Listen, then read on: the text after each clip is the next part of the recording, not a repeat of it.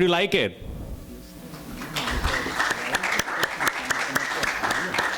Thank you all. Thank you. Let's all welcome back Swami Nikhilanand ji. It's a great pleasure to have in Austin a lot more than he used to be here. Thank you, Swami ji. For those of you who do not know Swami ji, I would just like to give a brief introduction. Swami Nikhilanand ji is a Canadian-born Hindu spiritual leader based in Austin, Texas. He's a sannyasi, disciple, and pracharak of Jagat Guru Sri Kripaluji Maharaj. Attracted to the teachings of Hinduism from a very young age, Swamiji eventually let his deep spiritual longing lead him to India, where he was most fortunate to come under the guidance of Sri Kripaluji Maharaj, the fifth original Jagat Guru of this age. Thereafter, he extensively studied Hindi. For those of you who talk to him Hindi know that he does better Hindi than a lot of us.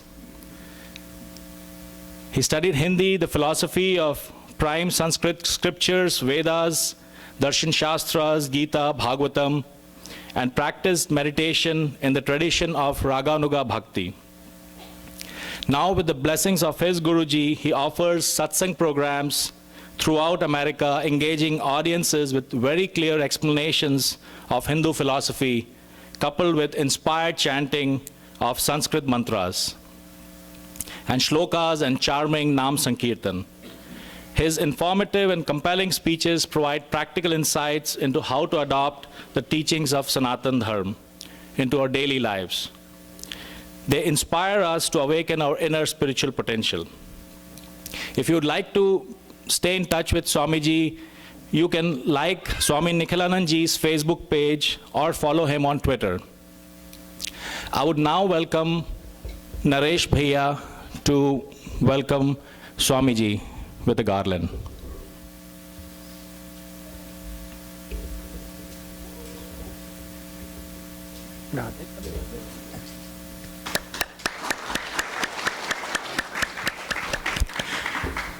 Thank you, Naresh Bhaiya. A few housekeeping rules. If you have small children who may make noise, we have an outside area left to the lobby where the speech is available. It's streaming live there. So you can request your children to be there if they could make noise. Please do switch off your cell phones and listen very attentively to the speech here today. Thank you. Radhe Radhe. Turn the clock so I can see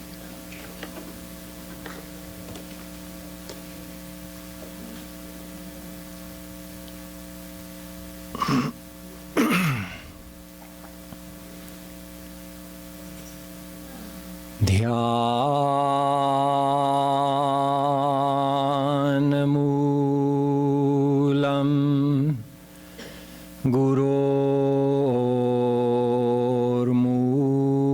Gurormurti Pujamoolam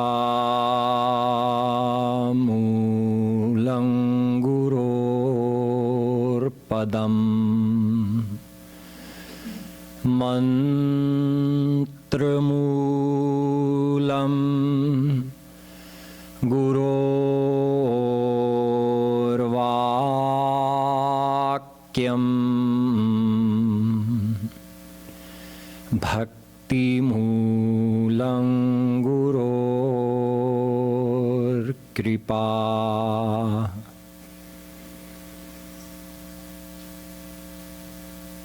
Aho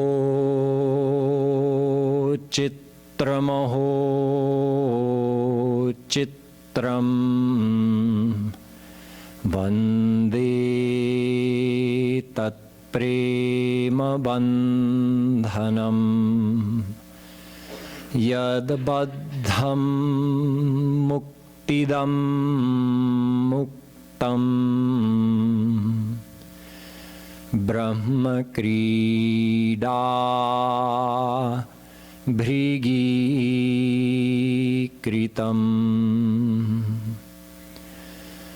Yasyaikani Shvasitakaalamathavalambya जीवन्ति लोमविलजा जगदण्डनाथाः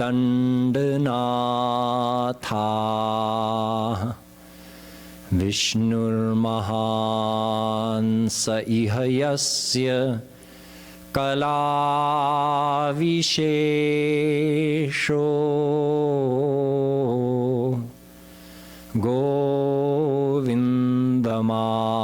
गोविन्दमादिपुरुषं तमहं भजामि।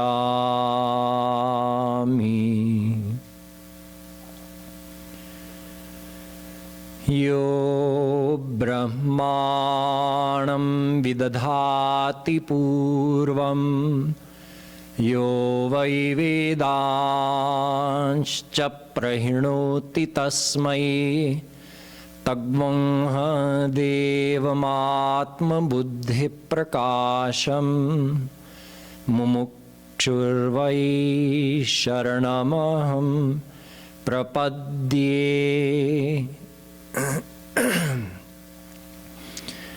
The divine souls, please join me in a couple minutes of Nam Sankirtan, and after that we'll continue yesterday's topic by taking up the question, how do we master our mind?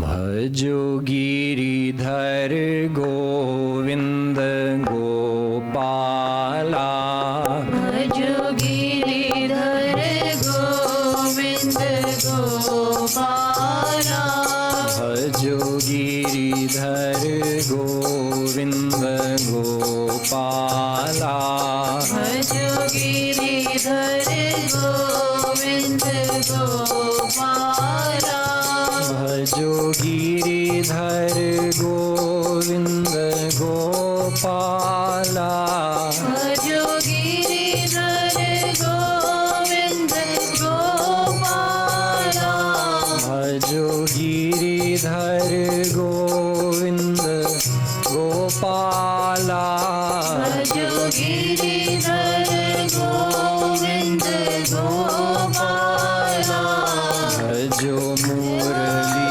Manohar Nand Lala, Bhajo Murali Manohar Nand Lala, Bhajo Murali Manohar Nand Lala, Bhajo Murali Manohar Nand Lala, Bhajo Murali Manohar Nand Lala, Bhajo Murali Manohar Nand Lala, Bhajo Murali Manohar Nand Lala, Bhajo Murali Manohar Nand Lala, Bhajo Giridhar Govind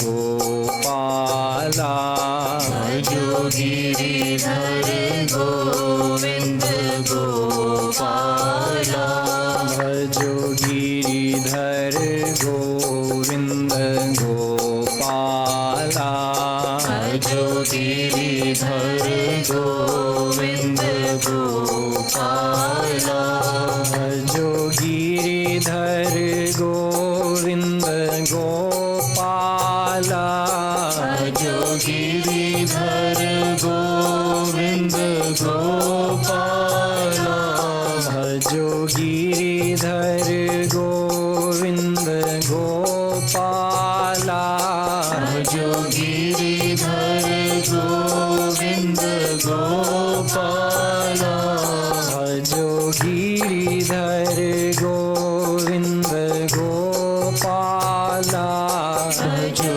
Giridhar Govind Gopala, Bhajo Gopala, Bhajo Gopala, Bhajo Nand Lala, Bhajo Nand Lala, Bhajo Giridhar Govind Gopala, Bhajo Gopala. Bhajo Giridhar Govind Gopala. Bhajo Giridhar Govind Gopala. Bhajo Giridhar Govind Gopala. Bhajo Giridhar Govind Gopala. अलबेली सरकार की।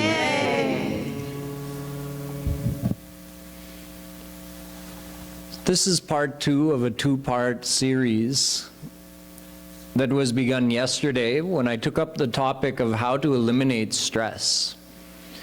So I explained that we have to get to the root cause of stress. And the root cause is both intellectual and experiential. Intellectually, the root cause of all of our stress is that we don't know who we are. We have forgotten that we are the divine soul. We associate ourselves, we identify ourselves as the physical body, or perhaps the mind. But I explained that neither is true. Our true self is beyond the body and beyond the mind. The Atma, the divine soul, which is a part of God. We are all Ansh of Bhagwan Shri Krishna. He is our Anshi, so we belong to Him. That is who we are, and that is where we belong. That is our home, to be with Krishna. So part of the reason that we have stress is that we don't correctly identify ourselves. We identify ourselves as the body or the mind, and we relate to the world, or we try to relate ourselves to the world. And that leads to a lot of stress and disappointment and frustration. We can go on and on listing all the negative emotions, but just call it stress. So part of the reason is that we have this misunderstanding about who we are. And this misunderstanding can be cured through correct understanding. Get the correct knowledge and do manan of that knowledge. Keep reviewing. I am a divine soul. I belong to Krishna. I can never be harmed or destroyed. It's impossible. My soul is always going to remain in its natural divine state. So we have to do manan. We have to review these facts in our mind. This is the intellectual side of the problem. The experiential side of the problem is that we don't experience true happiness in our daily lives. When we feel bereft of happiness, it creates a tension in our mind, that tension that I don't have what I want. Where can I find it? How can I truly be happy? So I explained yesterday that our Anshi, the one to whom we belong, he is perfect happiness. Shri Krishna is true happiness. So only by knowing him can we know and experience true happiness. Then I told you that there has to be a path that leads us to this experience. If we could actually experience true happiness, there would be no question of any stress. That would eliminate stress forever. Because if you're happy, it's understood that you're not feeling stressed out. But that happiness should last forever and be completely satisfying. For that to happen, we need to find unlimited, eternal, everlasting happiness. And that happiness only exists in God. Or we could even say, it would be more correct to say, that Shri Krishna himself is happiness personified. He is Anand personified. So we need a path to attain that divine happiness. We need a path to attain God, and by attaining God, we'll get perfect happiness and we'll eliminate stress forever. The path is none other than devotion. Bhakti revainam nayati, bhakti revainam darshayati, bhakti revainam pashyati, bhakti vashah purusho, bhakti reva bhuyasi. Ved tells us, if you want to attain God, you must do bhakti, you must do devotion. Bhaktyaatmananyaya shakya ahamevam vidhorjuna Gyatum drashtuncha tatvena praveshtuncha parantapa. Gita. Shri Krishna says there's no other way other than bhakti. I'm only attainable through bhakti. Whether you want to know me, experience me, merge into me, the only means is through devotion, the path of bhakti. Bhaktyahame kaya grahyah shraddhayatma priyah satam bhakti punati mannishtha shvapakanapi sambhavat. Bhagavatam. Again, Shri Krishna is telling his devotee Uddhav, Paramahans, I am only grahya, I am only reachable or attainable through bhakti. There is no other way. Bari mathe baru hoy ghrita siktate baru tel binu hari bhajan na bhavatariya yah siddhanta apel. That even if someone could achieve impossible things, like squeezing a rock and getting oil out of it, or churning water and getting butter out of it, even then it would still be impossible for them to cross this ocean of cosmic existence without Hari Bhajan, without doing bhakti to Shri Krishna. So bhakti is the path to God. But remember, our problem, our solution have to do with our mind, right? We want to know how to eliminate stress. Stress is experienced in the mind. The solution is experience happiness, divine happiness in the mind. Therefore, bhakti must also be done with the mind.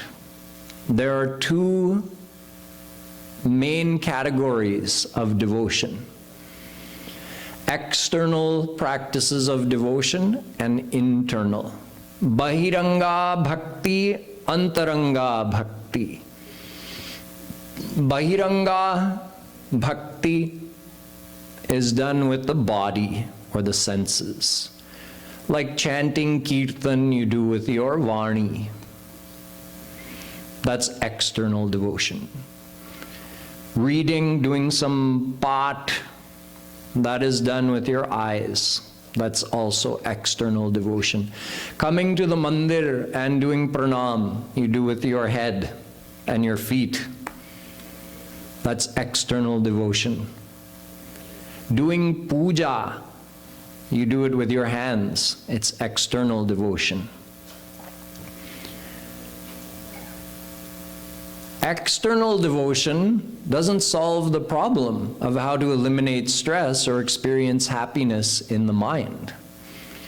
So we need to know about internal devotion. Internal devotion means joining your mind with God. In external devotion, we're using our body and senses to do some devotion to God, but doing things with our body doesn't purify our mind or join it with God. So we need to understand more about internal devotion. Internal devotion is the means of joining the mind with God.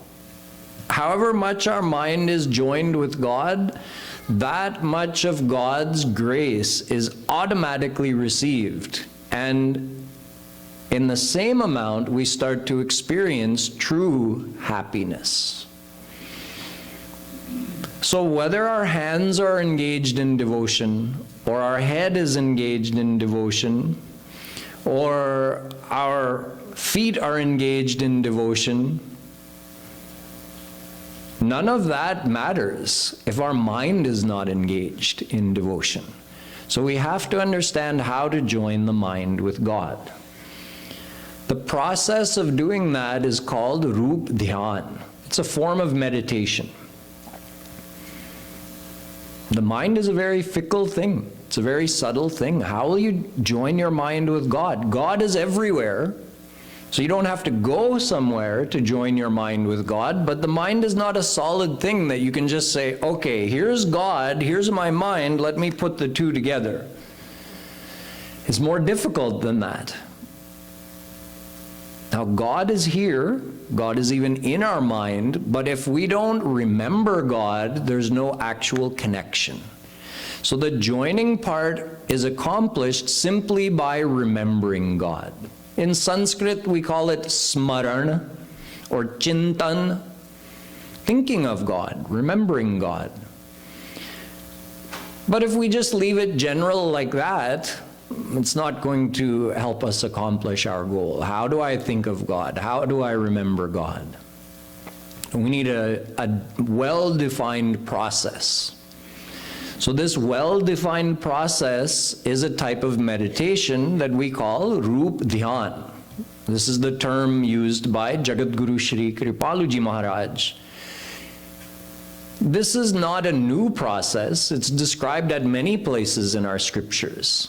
But Jagadguru Shri Kripaluji Maharaj gave prime emphasis to this, saying that all forms of devotion can be enhanced by adopting this process of Rup Dhyan.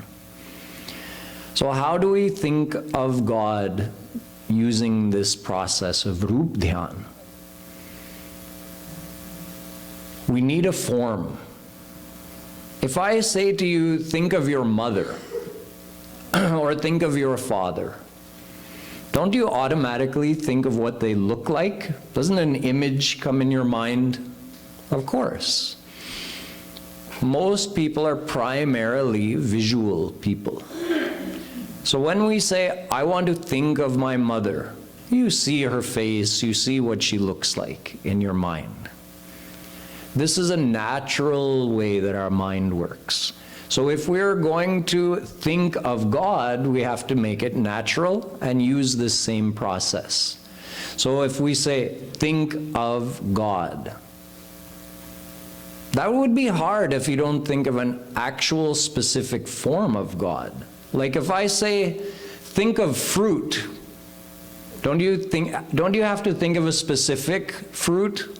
You can't just think of fruit in general, right? You'll think something will come in your mind. Grapes, mango. Some specific fruit has to come in your mind. Otherwise, what are you thinking of? Just F-R-U-I-T? You're just visualizing the word fruit? The word fruit has no power. You have to actually think of fruit. So you think of a specific fruit. Similarly, just saying remember God or think of God, that's not going to be effective. We have to be more specific.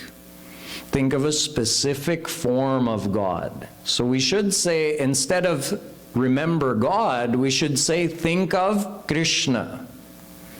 And you could do this with any specific form of God. Today we're going to focus on Krishna, Radha Krishna.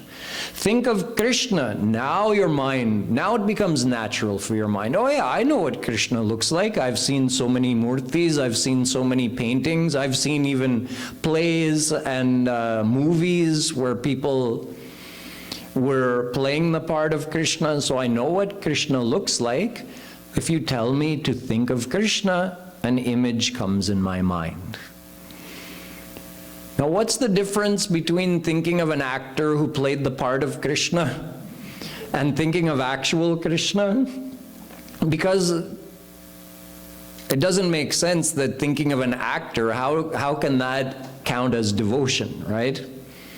Or thinking of a piece of stone that's carved to look like Krishna. Why would that count as devotion? Or thinking of a painting that a material person drew. Thinking of Krishna in that way, why would that have devotional value? Those things don't have devotional value on their own. What gives them devotional value is you realize Krishna is in that. So when you, for example, look at the murti of Krishna over here, just seeing it as a beautifully carved and painted piece of stone, a beautifully decorated murti, that doesn't count as devotion. Krishna is omnipresent, so he's in. Real Krishna is in the murti also, in his personal form. So if you look in with those eyes, faithful eyes, then you're having darshan, and you're actually joining your mind with Krishna. It's the same thing in your mind. If you're just imagining a form, oh yeah, these are the paintings I've seen, or I saw this actor dressed like Krishna, and you think like that, that's not enough. You have to realize this image I'm creating in my mind, this is Krishna. Because Krishna is in my mind also, so he's also inhabiting this form that I have imagined. Therefore, it is not just imagination. The imagination is the means of joining your mind with God, but you have to infuse faith into it.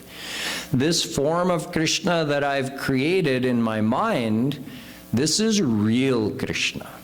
So I want you all to try this for a moment. Everybody close your eyes and form an image of Krishna according to your liking. There's no right or wrong here, because the thing that makes it right is your faith. You have to believe this is Krishna, and then it is, and he graces you. This is where the connection comes from, when you really feel and believe this is Krishna. So see him in any way that pleases you. Taller, shorter, younger, older, decorated and dressed the way you want. And if you find it more natural to focus on a specific part of Krishna, you can do that. You don't have to even try to see the whole of his body. You can just focus on one part. You could see his divine lotus feet.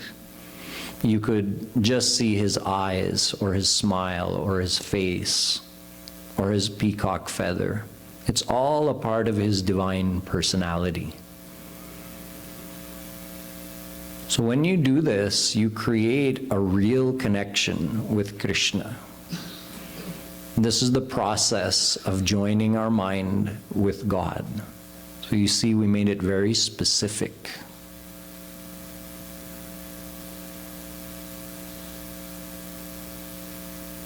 Take just few more moments.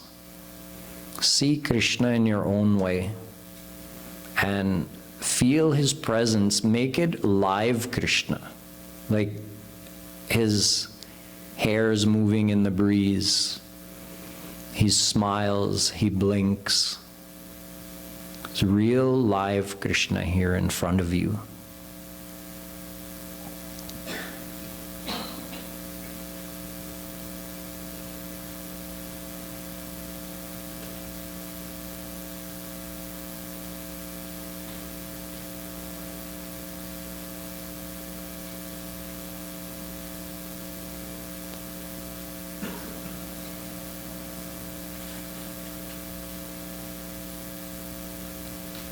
And when you're ready, you can start to open your eyes.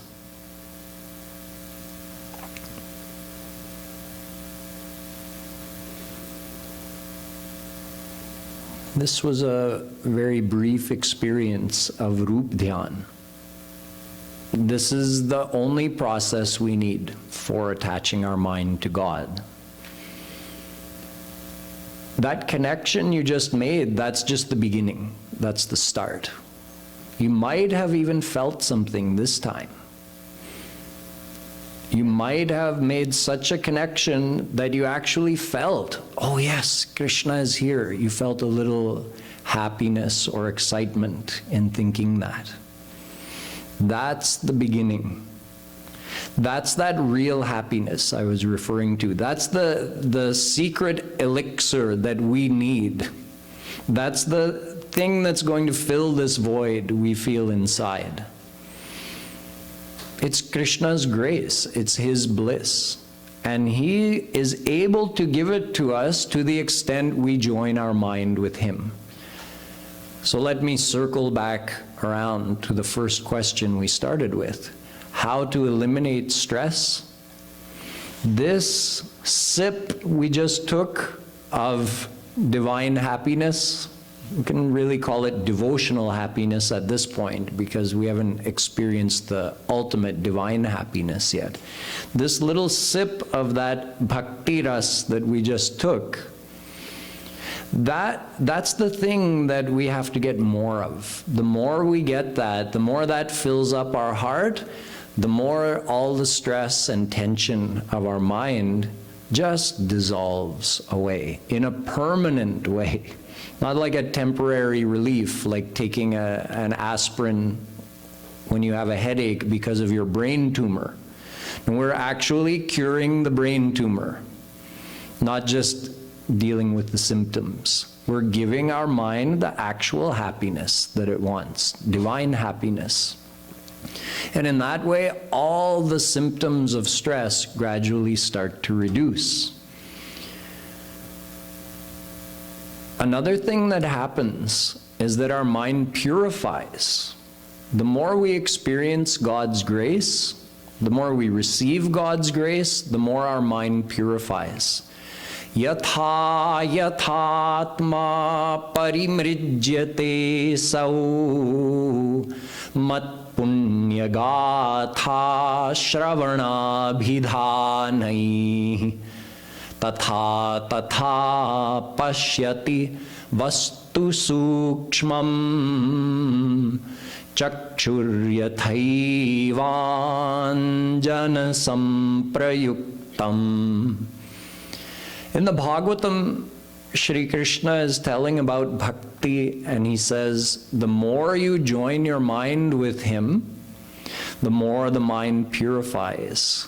And as your mind purifies, your experience of Krishna's closeness becomes more and more intense, more and more real, until eventually you meet Him face to face. This is the ultimate goal. And when you meet God face to face, bhidyate hridaya granthischhidyante sarvasanshraya chiyante chasya karmani tasmin drishte paravare. Mundakopanishad. All your problems are gone. Jushtam yada pasyatyanyamishamasya mahimana miti vita shokaha. Mundakopanishad. When you completely join with God, when you reach that ultimate state of surrender where your mind becomes one with God, then iti vita shokaha, all your shok, all your tension, stress, suffering, problems, it's all finished forever. So if you want to eliminate stress, there's a way, but you have to take that medicine. The medicine is practicing Rup Dhyan, because through that method, you join your mind with God and you start receiving His grace. And eventually, through this process, your mind becomes in total union with God. Then you're free from stress forever. But it's a gradual process. The stress goes on reducing the more you practice devotion in this way. What about the question of mastering the mind? Well, this also comes with practice. When someone thinks, I want to master my mind, normally there are two things they wonder about. How to control the unwanted emotions like anger, and how to control the mind when I sit to meditate. So the problem of anger, it's the same. as dealing with stress. You don't just want to deal with the symptoms. You want to deal with the root cause. What is the root cause of anger? That we're not happy. So get perfect happiness from God, you won't have to worry about anger. Gradually, as your mind purifies by practicing Rup Dhyan more and more, anger is going to automatically reduce. You don't have to think how to control my anger. Just do Rup Dhyan. Practice this sadhana every day, and you'll see anger is going to start reducing on its own. What about controlling the mind when you're trying to meditate? I close my eyes, I try to picture Krishna, and my mind goes here and there. What to do about that? How to gain mastery over the mind? Well, one big thing we can do to help us with the meditation is to add kirtan into it. Although I told you kirtan is an external form of meditation, so the kirtan on its own won't solve our problems. But if you're trying to do Rup Dhyan, which is the internal meditation, you'll find that if you do it in silence, just doing Rup Dhyan, you'll only be able to do it for a few minutes before you get bored or distracted. But if you add kirtan to it, now you have a way of enhancing your meditation. The kirtan, the chanting of God's name, is the best external devotion to support your meditation. All forms of external devotion are good. They can all help you focus your mind on God, as long as you keep in mind that the main goal is to remember God. However, the best of all of these is kirtan. So you can use kirtan to help keep your mind focused. And know that it's natural for the mind to wander. The mind wanders because it's accustomed to seeking happiness in worldly things, and it's developed big attachments in the world. So wherever you're attached, that's where your mind is going to go to. It's natural. We shouldn't expect anything else. What ends up happening is the more you practice this Rup Dhyan, your mind gets more and more attached to Krishna. He starts becoming a part of you. Just like the ones you love, they live in your heart. The more Krishna starts living in your heart, the more your mind is going to come under control. Right now, all the desires and attachments you have related to the world, those are pulling your mind here and there when you try to meditate. The more you do Rup Dhyan, so it's just a matter of practice, the more Krishna enters your mind. In other words, the more you get attached to Him, that means the worldly attachments start reducing. So naturally the mind is going to come under control. The more you reduce those worldly attachments, the more your mind comes under control. More worldly attachments, less control over the mind. Reduce them, more control over the mind. How to reduce them? You can't reduce them by saying, I want to remove my attachments. It doesn't work. You reduce them by doing Rup Dhyan. That's it. Join your mind with Krishna, He's going to become a bigger attachment, and these ones are going to reduce automatically. So this is the gist of how to master the mind.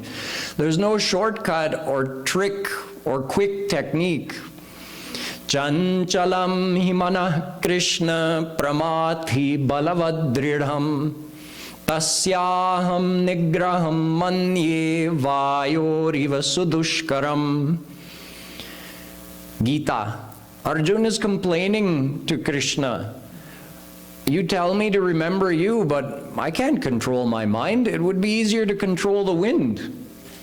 Krishna says, Asanshayam mahabaho mano durnigraham chalam abhyasena tu kaunteya vairagyena cha grihyate. Yes, Arjun, I accept your statement that the mind is difficult to control. However, with abhyas, with practice, you can bring the mind under control. So I've explained the process for you here today. How to do Rup Dhyan, it's so simple. You sit, form the image of Krishna, infuse that with your faith that this is real Krishna, and you're going to start receiving His grace. Practice it for 5 minutes, you'll get 5 minutes of benefit, meaning 5 minutes of grace and happiness, 5 minutes of purification of your mind, so you'll make 5 minutes of progress. You want to do it for longer, you might need to add some kirtan so that you don't get bored. Do it for 15, 20 minutes, half an hour, 1 hour. However much practice you do, that much benefit you'll get, and that much mastery you will begin to gain over your mind, and that much stress will naturally be eliminated. So this simple practice of Rup Dhyan that I taught you today in 2 minutes, it's the most powerful medicine you can take every day to reduce stress and gain mastery over your mind. But just like any medicine, if you don't take it regularly, it's not going to have much effect. So you have to practice Rup Dhyan every day. Start with some small amount of time and gradually increase, and you'll see the benefits in your own life. Don't worry about how to sit or what time of day or where to sit. Just be comfortable, do it in a place you won't be disturbed, and do it according to what's convenient for your schedule. For this internal devotion, this Rup Dhyan, there's no restriction of time and place. You just do it regularly according to your own convenience and comfort, and you'll get the results for yourself. So we have a few minutes remaining before we'll practice a little more Rup Dhyan and do Kirtan. So I can take 2 or 3 questions if anybody has anything they want clarified or anything they want to ask about related to today's topic. Now's a chance for some question and answer. Anybody have anything you want to ask about Rup Dhyan, meditation, or perhaps the experience that you had today for those few minutes of doing Rup Dhyan?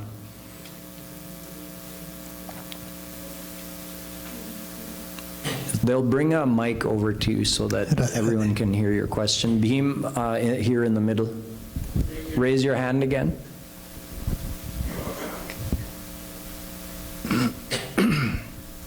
So I think my question is, Guru and Krishna is one, but when you're doing Rup Dhyan, like which one should you pick? I think that's either Guru or Krishna. Either or both. So it's definitely good to always remember Guru, that with Guru's grace we're able to do this Rup Dhyan. So you never want to exclude Guru from it. But as far as, okay, I'm going to form this image, you could either form the image of Radha, Krishna, or Kripaluji Maharaj, you'll get the same benefit.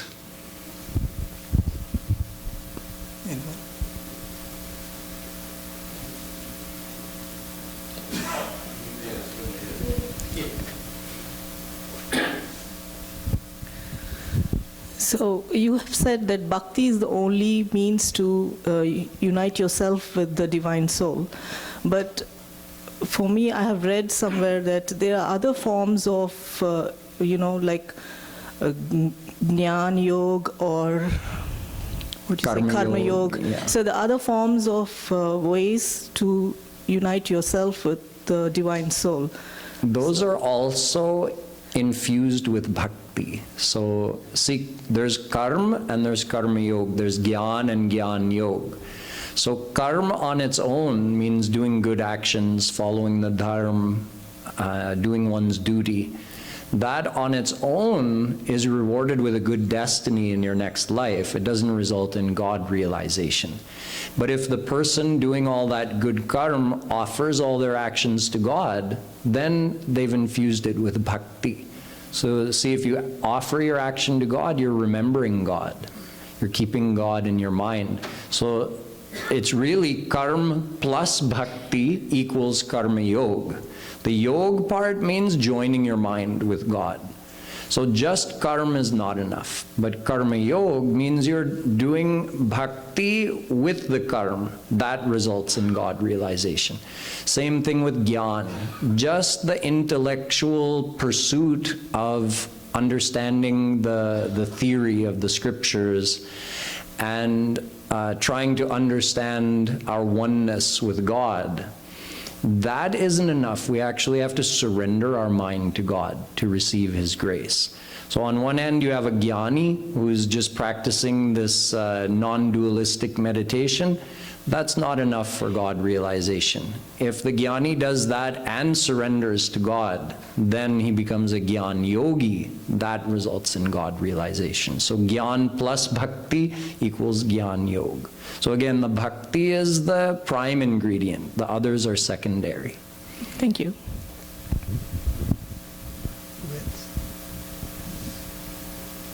Any other questions?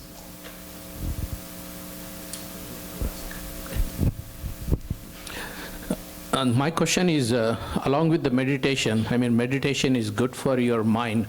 What role does like being physically fit and doing meditation play a role in that one? It definitely helps. Physical fitness and health help keep our mind more healthy and focused, which helps with our meditation and our devotion. So there is a very close relationship between the body and the mind. If we don't care for our body properly, if we don't eat sattvic food and exercise to keep our body healthy, the mind is going to be affected by that, and it'll be dragged down. Okay. One more question, if anyone has anything to ask.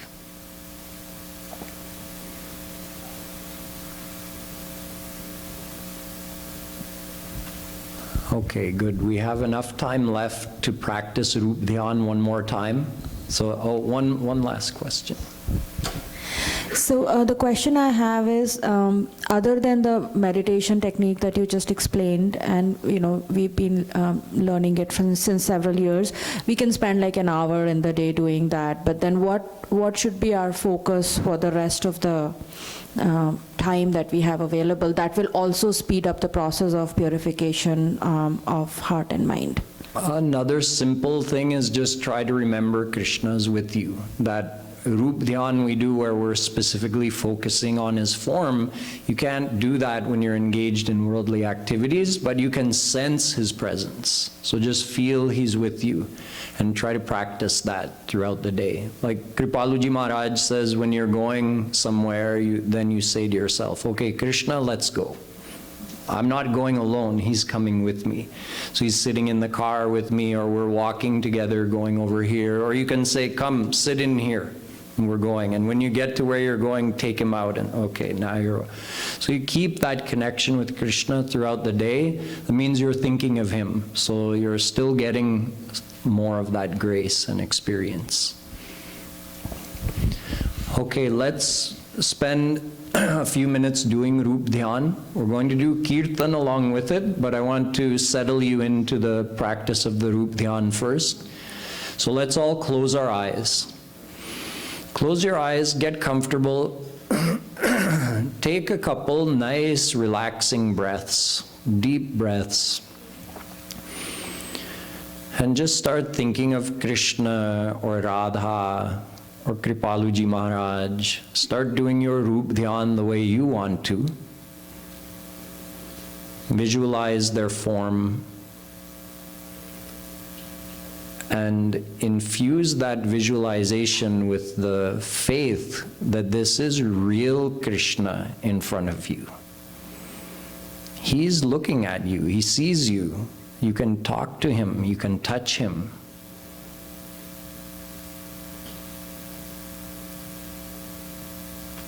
So keeping this feeling of liveliness in the Rup Dhyan, we're going to start doing some Kirtan. While we're doing the Kirtan, always keep the image of Krishna in your mind. If your mind wanders, just notice that it's gone somewhere and bring it back. You can even think of a leela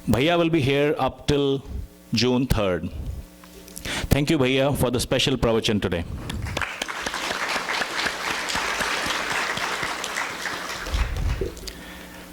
So, for those of you